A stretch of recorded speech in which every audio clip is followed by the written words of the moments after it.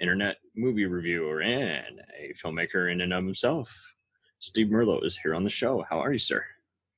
Very, very well. Thank you so much for having me. Anytime.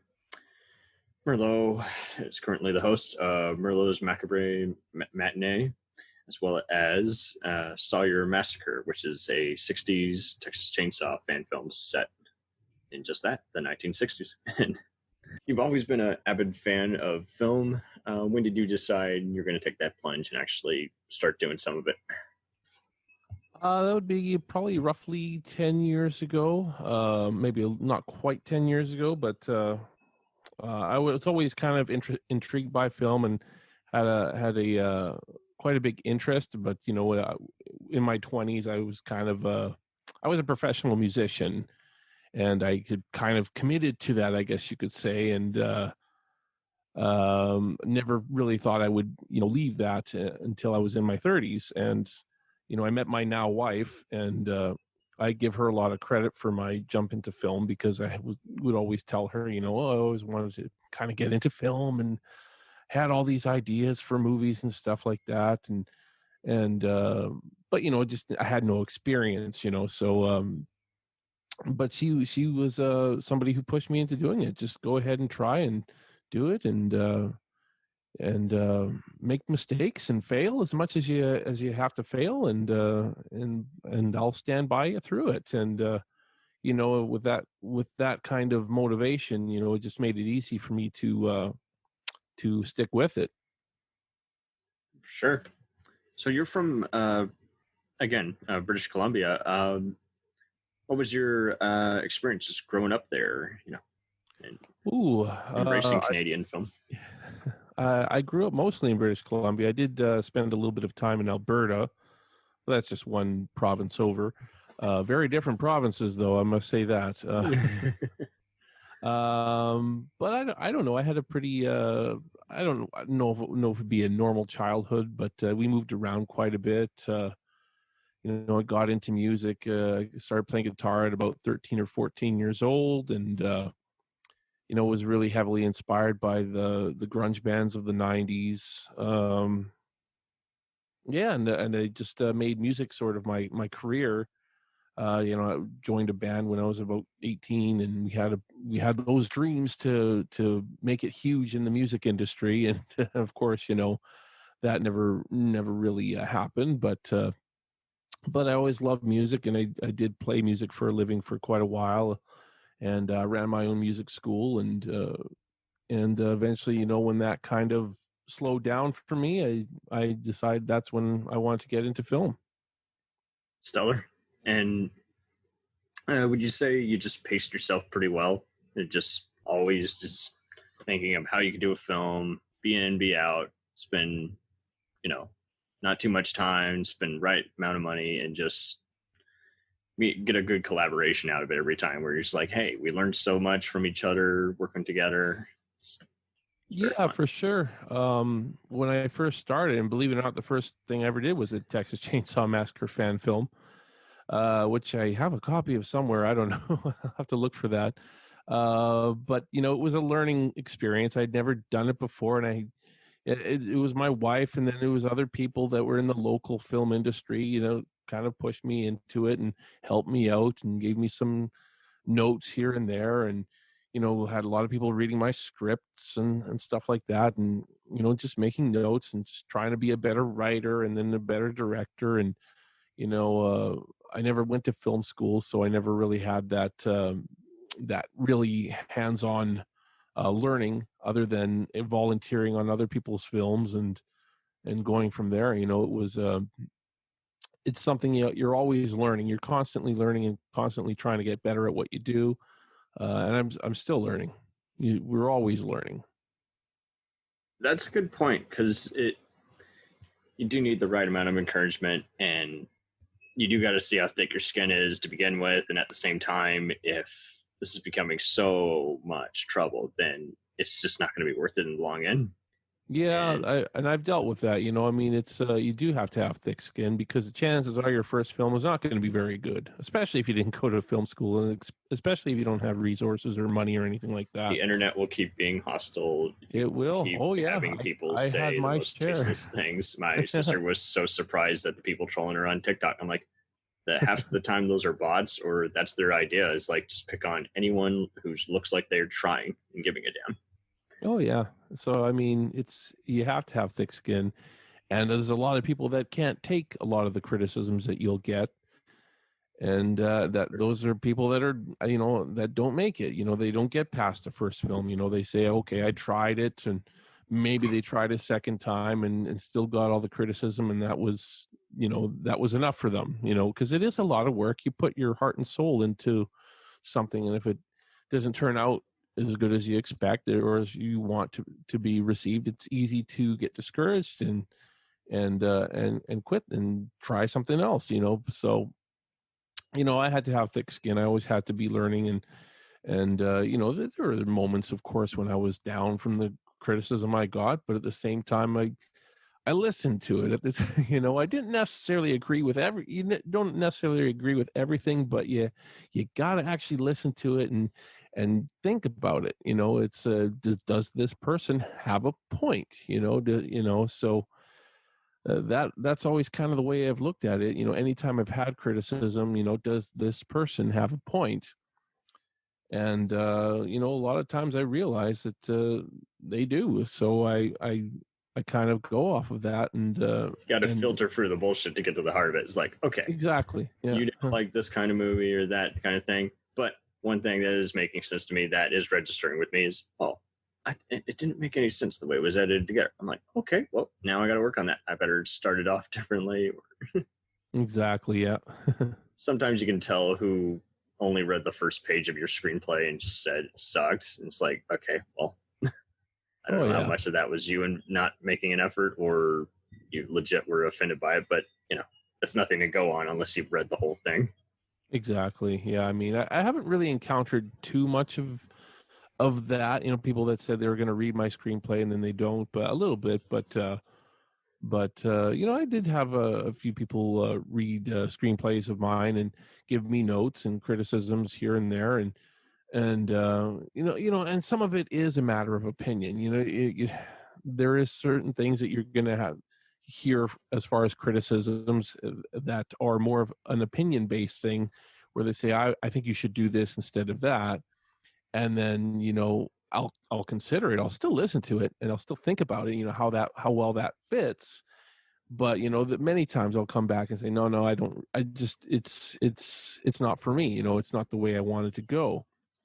A good example of that was somebody that read the screenplay for the Sawyer Massacre and was giving me notes, and a lot of his notes were really, really good. But he had suggested at the end that one of the, somebody that was traumatized in the movie went to counseling and saw Dr. Loomis, so it would tie into Halloween. And I thought, no, it's not what this movie is about. So, so it's not a spoiler alert because that's not the way it's ending or anything like that. But that would be a little too ambitious, but yeah, it is kind of fun. You can kind of do various crossovers. There's a lot of Hellraiser fan films that cross over with the Prophecy. Oh yeah, it's a popular thing. It's not my favorite thing though. I'll admit that I don't particularly like the shared universe movies. Freddy versus Jason, all that. I'm not a big fan of that kind of thing, but. It's fine. But I understood it. I understood why he thought that. I just it's not something that I would want to do with a film like this, Absolutely. So, how would you describe your process? Like, how you plan, how you storyboard, pick your shot list, pick your shoot days, get everyone in and out. I actually don't storyboard at all. I'm a shot list kind of guy. And okay, no, that's fine. I've met so many people who I know what production is doing if they can't do any kind of describing to their camera people, to their crew as to what they're looking for. And it's just so frustrating because you'll hear all sorts of exceptions. Oh, I don't know what a shot list is supposed to look like. Or I can't draw. It's like, just tell us something, because otherwise we're going to be here all day debating over what it looks like. Yeah, I've never been a big fan of doing storyboards. I'm big on my shot lists. I'm huge on doing shot lists, but I feel, with too much of that stuff, it can get a little bit complex. And then depending on the way you're shooting and your locations and stuff like that, it could totally not match up with what your vision is. And that was actually kind of the case with this film, The Sawyer Massacre, because I'm in Western Canada, and we shot this film in a little town called Bartlett, which is just north of Austin. And so, I had only seen the locations that we had booked. I was scouting the locations online pretty much, and I was only seeing pictures of them. So it was really, really hard to totally gauge what they're like, the layout and everything like that. And it just, even when we got there and I had my shot lists, we pretty much threw the shot lists out the window because the layout of the locations were just not matching up with the shot list. So, that's a good point, though, because there's so many who will just do the whole, stick to the plan, even though the plan's not working. And so that's cool that you, again, are doing what many have had to realize is, again, just like any script, just like any production, that's the template. I know that the hard way that's not working. So plan B, guys, Yeah, you have to be prepared for plan B. That's for sure. And before we get to plan C through F through Z, exactly. It was a tough thing for me to know that I made all those shot lists for every single day and planned them out as well as I did, and all to see them kind of go out the window. And a few shots that were on the list here or there got in, but for the most part, it was there was just not much we could do. We had to go off of what we had. And in a lot of cases, we didn't have what we needed. So, we had to change the script in a lot of cases. There's a lot of stuff in the script that we had to change just because the layouts of the locations just didn't match. So it's something I'm learning even more and more, is to just scout your locations yourself. If I could have been down in Texas, there's a big part of me that wishes I could have traveled to Texas back in September or something like that, to really, really scout my locations and make sure they're exactly what I'm looking for, and not rely on just looking at some pictures that this looks old so it looks cool, but how is it actually laid out? That was a big issue we had, and we had to really think on our feet with this film, because there was a lot of stuff that wasn't meshing with the script. So we made it work, though. We made it work. Very cool. And would you also say that, since everyone learns out the hard way, is it's never really going to look entirely what you pictured or how you scouted it? Would you say it's also a matter of just keep your confidence levels up, and that's the only way everything sticks together? That's definitely a big thing, for sure. Keeping your confidence level up. Confidence goes a long way, and morale on set. If your cast and crew aren't happy with the way things are going, they're gonna bail on you. So yeah. Going into the production of this movie, and things weren't looking too good at the beginning of this production. We had bad weather. We had people ghost us before, for shooting, and very common some thing. of the, even after the paperwork is done, it's amazing how many will just still bail. They're like, "You're not going to take me to court." I'm like, "You're right, but at the same time, I am going to blacklist you." Oh yeah, that's the way it goes. This guy is unreliable. This person's unreliable. We'll never make contact with this person again. And it's not the first time it's happened to me. We were kind of prepared for that kind of thing, but at the same time, it made things very, very difficult.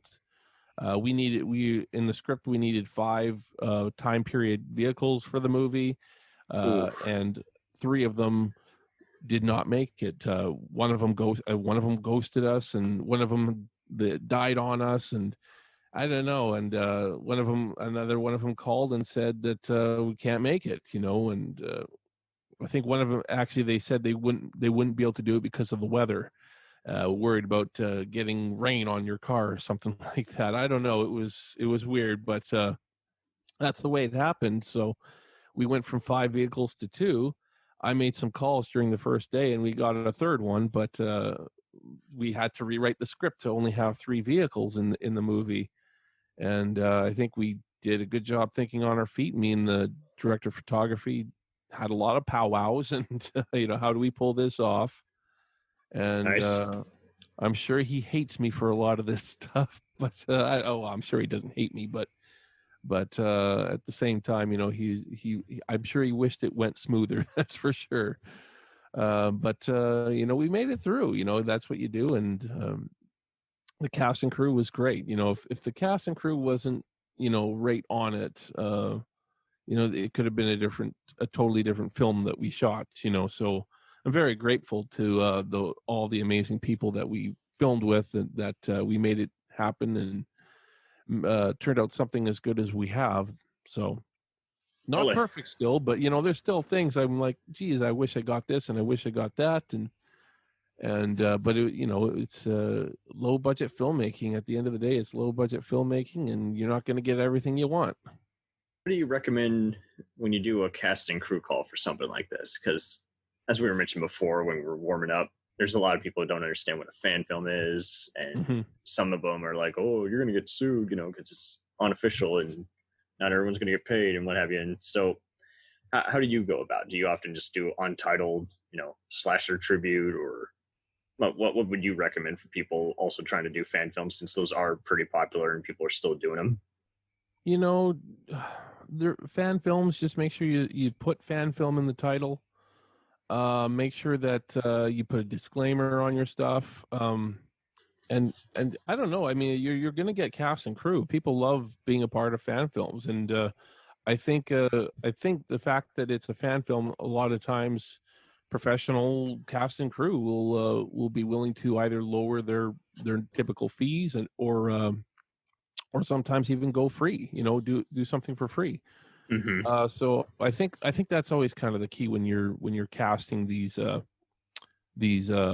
films, is make sure they know it's a fan film. And I kind of made the mistake of saying I think we're going to try to get about $100,000 budget for this movie, which would have been nice, but it was very very improbable.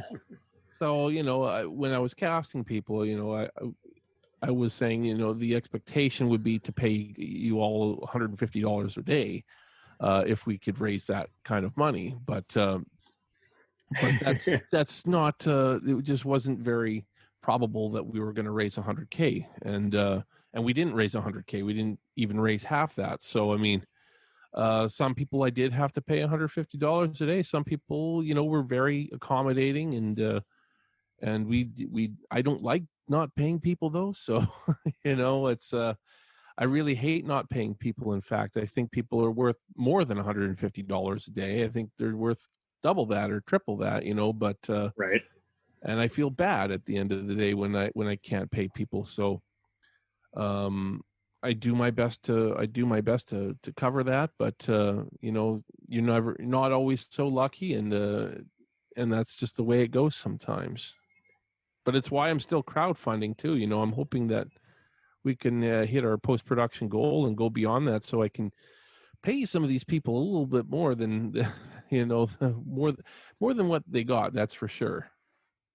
Very good point. Take care of your cast and crew, but at least feed them well, though. Well, always feed them. Yeah. I have seen some who would do that, where it's like they'd pay them, but they wouldn't feed them. I'm like, okay, well, you got to do one or the other. It's just, or both, but don't not. The thing is, you can never not feed them. That was like one I was taught like from day one. It's like you can't not. Whether you're paying them or not, you have to feed them, and it can't be like feed them, spam or something like that. Cans of spam, and that's your food. It doesn't work that way. You got to have real food on set. How would you describe also just the planning? Because again, like a lot of planning. Pre-production is huge. there's the finding of the people, there's the scouting of locations, there's the making of the shot list, making of the schedule and the call sheets and everything. I mean, I basically had to be the production coordinator for the majority. I did have somebody helping a little bit with the coordinating, but at the end of the day, I made the shot list. I made the call sheets. I made, it's a lot of planning, I was on Google Maps every day trying to find the right locations, and I had one specific exterior location in mind that never really quite got what we wanted, but came somewhat close, so but it's just one of those things, you have to do a lot of work. You have to be willing to do a lot of planning if you're gonna be successful, because otherwise you go into it kind of there's so much potential for bad stuff to happen if you don't plan. I don't know what I there's not much more you can say, but you just got to do it all, and get your insurance, get permits if needed. It takes time. It all takes a bit of time. So just get it all done is what all I can say to people is take the time and don't rush it. Very and make cool. sure your cast and crew know the schedule. And the thing is, you're always going to have somebody change the schedule on you. It seems to always happen to me anyways. And so be prepared to change it if you have to. And I don't know, it's a lot of work. Pre-production can be very, very tough. Absolutely. And so when did you start your internet review site? I'm not really a review kind of guy. I have a YouTube channel. I've had my YouTube channel for quite a while, actually, and I wasn't really doing a lot on it. And, once I started doing this film, I would do a live stream, to promote the film. And, I'd get people in the chat, chatting with you and saying this and that. And it'd become a discussion. I'm more of a person that just likes to discuss things with people. So I don't really consider myself a movie reviewer or anything like that. I'm a person that likes to discuss and hear people's opinions and share my opinions at the same time. So I started doing that on my YouTube channel. I did my live stream. It's called Merlo's Movie Massacre.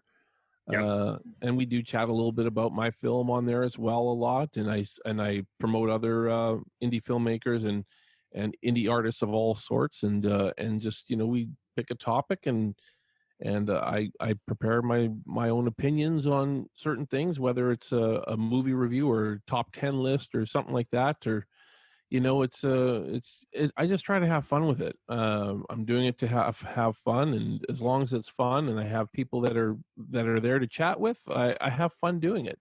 I'm not one of those guys that likes to pre-record, something and put it out there. I like to actually engage with people. It's always been my thing.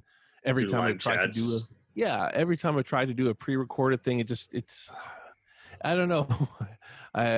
I have the technology to do it, but I just don't feel like I'm being natural when I'm pre-record something I'm saying. I don't know. It's just not my thing. I've tried it a few times now, and I don't like the way they turn out. I don't feel really good about them like I do when I'm live and spontaneous and chatting with my viewers. And I don't know. I just enjoy that better. It's more fun for me. It's all about fun.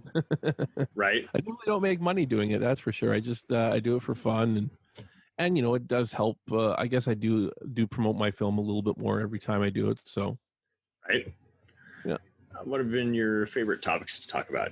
Also, just kind of give a little insight into what kind of movies you were also a huge fan of, and you could talk endlessly about actors, filmmakers, franchises. For sure. I mean, Texas Chainsaw Massacre takes a huge amount of time on my channel. I don't feel like there's a lot of channels that like dedicate a lot of time to Texas Chainsaw Massacre, so I've always tried to cover as much about that film as I can, whether it be the new film that came out when that was leading up. I was giving all, sharing all the news I'm hearing and all that kind of stuff, and did trailer reactions and all that. And then just, talk about the other films, and I've done rankings on the other films, and I like Halloween a lot as well. So I've done rankings on the Halloween franchise. Yeah, I don't know. It's just anything that I find interesting to talk about, I guess. And yeah, it's been a lot of fun so far, and so I'll keep doing it and just keep doing it, having fun. But I keep it horror. I'm keeping it horror for now, that's for sure. Okay. Who've been your other favorite podcast to collaborate with? I had Dave McRae on my channel once. That was kind of fun. I've really admired his channel and the way he does live streams, and he does videos as well, pre-recorded videos as well. But yeah, so pretty much him. And I used to watch Collider Video, but I don't really watch that anymore. I've who else do I like a lot? I'm trying to remember names of people. I'm hardly on there anymore. I never have time, but yeah, I used to like the guys from We Watched the Movie. They're pretty fun to watch sometimes. Yeah. Very cool. And let's give about like free tips for those just have some kind of indie film kick post pandemic. What are free things that you're going to tell them, or just tips that everyone has to take to their bed and just recite? As far as like new filmmakers anyone getting any kind of thing, like distribution, good attitude, just. Well, I mean, at first and foremost, what's that? Sorry? Time management. Yeah. Time management. Yeah. Yeah. I mean, time management, don't rush it. If you want to see something done right, take the time. Pre-production is very, very, all stages of production are very, very important. Make sure your script is good. And so that means let people read it. Let table read, do something. Yeah. Get criticisms, take the criticisms, and that'll improve your writing. It ultimately will. So get that script ready. Then once the script is good, then find the right people. Find good people to work with. Network lots. Don't be afraid to add people to your Instagram or Facebook that's in the film industry. And get advice. Reach out to as many people as you can. Take the time in pre-production to make sure everything is as good as possible. Scout the locations yourself. Take video of each one if you can. It's stuff like that. It's huge. Yeah, and if you want to learn before you actually go on set and make your own film, volunteer on other people's sets. You can learn a lot from volunteering. This has been splendid. So thank you again for an hour of your time, and just no problem. We need more of these kinds of positive attitudes, because we see so many other indie film circles, but at the end of the day, it's kind of more just kind of ego, like, oh, I'm going to be doing the best. It's like, just tell me what you're doing, what you're about, and, invite people along, as opposed to get on your pedestal and, rant for 2 hours. I mean, I've encountered so many people that, think that their ideas are absolutely 100% the best, and that's okay. I mean, people need to be positive, but they need to take some criticisms too, wherever they can, and because that's the only way they actually really truly get better. It's something that we all have to be willing to do, is to take the criticisms where we can, and learn from our mistakes. And because you're never going to make something great right off the bat, so learn from those mistakes, take the criticisms, and always move forward instead of backwards. If you're making something slightly better each time, then you're on the right track. Absolutely. There you go. Again, thanks a million for being on here. Thanks for having me. Absolutely.